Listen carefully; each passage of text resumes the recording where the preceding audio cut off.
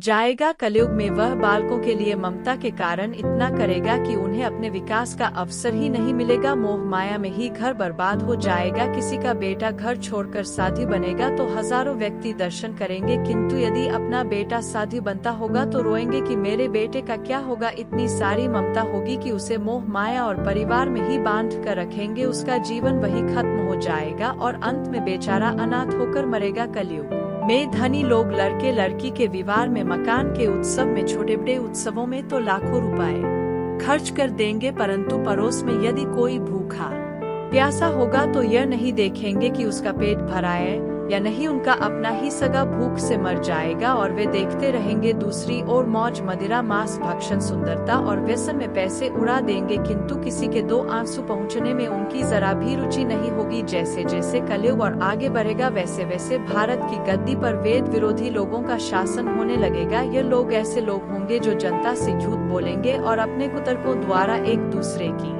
आलोचना करेंगे। उनका कोई धर्म नहीं होगा, यह सभी लोग विधर्मी होंगे। यह सभी मिलकर भारत को तोड़ेंगे और अंत में भारत को एक अराजक भूमि बनाकर छोड़ दें। अपनी तुच्छ बुद्धि को ही शाश्वत समझकर कुछ मूर्ख लोग ईश्वर की तथा धर्म ग्रंथों की प्रामाणिकता मांगने का दुस्साहस करेंगे। सभी राजा और राजनेता आचार विचार में मिलेश प्रिय होंगे। वे सब एक ही समय में भिन्न भिन्न प्रांतों में राज करेंगे। यह सब के सब परले सिरे के अयूठे आधारवा दान करने वाले होंगे। छोटी बातों को लेकर ही यह क्रोध के मारे आग बबूला हो जाएंगे। यह दुष्ट लोग स्त्री, बच्चों और गायों को मारने में भी नहीं हिचकके दूसरी स्त्री और धन हथियाने के लिए यह सदा उत्सुक रहेंगे। ना तो इन्हें बढ़ते देर लगेगी और ना ही घटते इनकी शक्ति और आयु थोड़ी होगी। राजा के वेश में यह बहुत बड़े धूर्त होंगे। यह लोग लूट घस कर अपनी प्रजा का खून चूसें। जब ऐसे लोगों का शासन होगा तो देश की प्रजा में भी वैसे ही स्वभाव, आचरण और भाषण की वृद्धि हो जाएगी। राजा लोग तो उनका शोषण करेंगे ही, आपस में वे भी एक दूसरे का शोषण करेंगे और अंत में सब के सब नष्ट हो जाएंगे। भयंकर कलयुग के आने पर मनुष्य का आचरण दुष्ट हो जाएगा।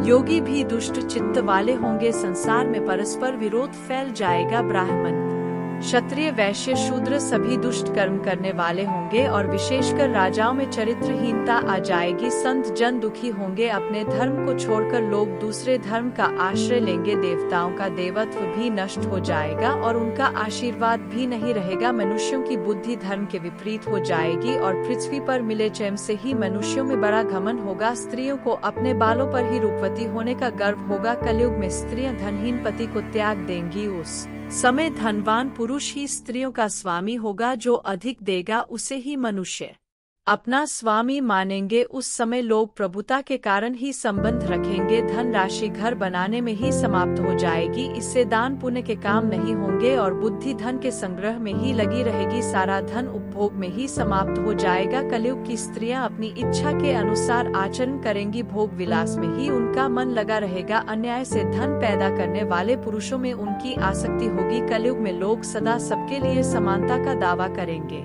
कलयुग की प्रजा बाढ़ और सूखे के वजह से व्याकुल रहेगी। सबके नेत्र आकाश की ओर ही लगे रहेंगे। वर्षा न होने से मनुष्य तपस्वी लोगों की तरह फल फूल व पत्ते खाकर ही जिंदा रहेगा। कलयुग में सदा अकाल ही पड़ता रहेगा। सब लोग हमेशा ही परेशानियों से घिरे रहेंगे। सब लोग बिना स्नान करे ही भोजन करेंगे। देव पूजा, अतिथि सत्कार, श्राद्ध और तर्पण की क्रिया कोई नहीं करेगा। कलयुग की स्त्रियां लोभी, नाटी, अधिक खाने वाली और मंद भाग्य वाली होंगी। गुरुजनों और पति की आज्ञा का पालन नहीं करेंगी तथा पर्दे के भीतर भी नहीं रहेंगी। वे केवल अपना ही पेट पालेंगी और क्रोध में भरी रहेंगी। वे देह शुद्धि की ओर भी ध्यान नहीं देंगी तथा असत्य और कटु वचन बोलेंगे। ब्रह्मचारी लोग वेदों में कहे गए व्रत का पालन किए बिना ही वेदों का ध्यान करेंगे। गृहस्थ पुरुष ना तो हवन करेंगे ना ही सत्पात्र को उचित दान देंगे। भयंकर कलयुग के आने पर राजा प्रजा की रक्षा न करके बल्कि कर के बहाने प्रजा के धन का अपहरण करेंगे। अधम मनुष्य संस्कारहीन होते हुए भी पाखंड का सहारा लेकर लोगों को ठगने का काम करेंगे। कलयुग के अंतिम समय में संसार की दशा बहुत ही भयानक और डराने वाली हो जाएगी। कोई भी किसी भी देवी देवता की पूजा नहीं करेगा, जिससे देवताओं को भोग मिलना बंद हो जाएगा और अधर्म का परिवार चारों ओर हाहाकार मचा देगा। तब सभी देवगण दुखी होकर भगवान ब्रह्मा के पास जाएंगे। तब ब्रह्मा जी सभी देवों के साथ भगवान विष्णु के पास जाकर उनसे विनती करते हुए कहेंगे, पृथ्वी पर सभी वैदिक कर्मों का लोप हो गया है, चारों ओर बस अधर्म का राज फैला हुआ है। दुनिया के लोगों को कली ने पीड़ित करके गुलाम बना रखा है। कोई भी किसी देवी या देवता की पूजा नहीं करता है। चारों ओर बस अंधकार छाया हुआ है। तब भगवान विष्णु जल्द ही कल्कि अवतार के रूप में पृथ्वी पर प्रकट होने की बात कहेंगे। इसके बाद भगवान कल्कि संभल नामक ग्राम में बैसाख की द्वादशी के दिन जन्म लेंगे। उनके पिता का नाम विष्णु यश और माता का नाम सुमति होगा। जब भगवान का जन्म होगा उस समय उनकी 4 भुजाएं रहेंगी। इसके बाद ब्रह्मा जी वायु को बोलेंगे कि तुम भगवान श्री हरि से जाकर कहो कि प्रभु आपके 4 भुजाओं वाले रूप के दर्शन तो देवताओं के लिए भी दुर्लभ है।